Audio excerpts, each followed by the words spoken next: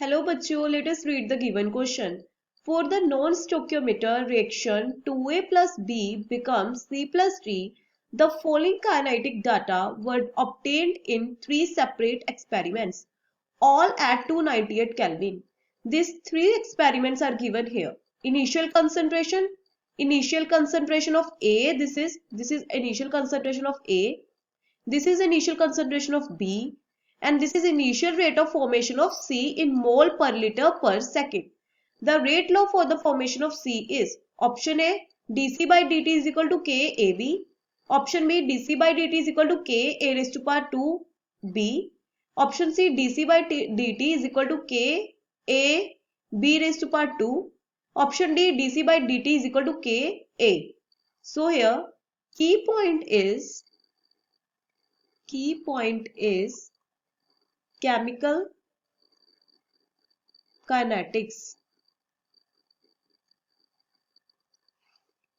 तो हमें ये पता है कि जो हमारी dC by dt मतलब रेट ऑफ फ्रिक्शन होती है वो किसकी इक्वल होती है K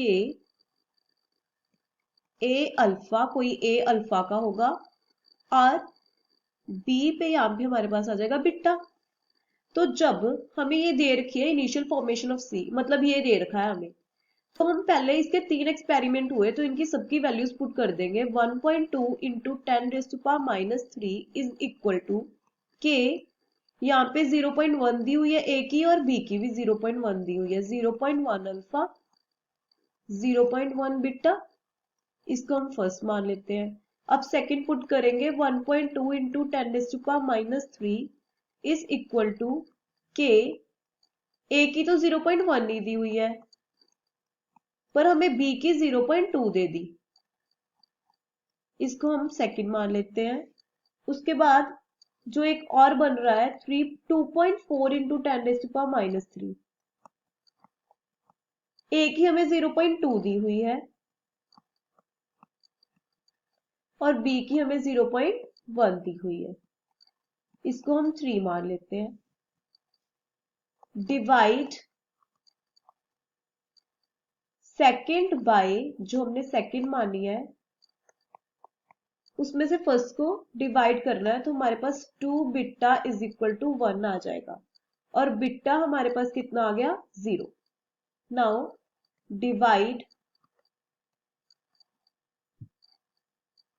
थर्ड बाय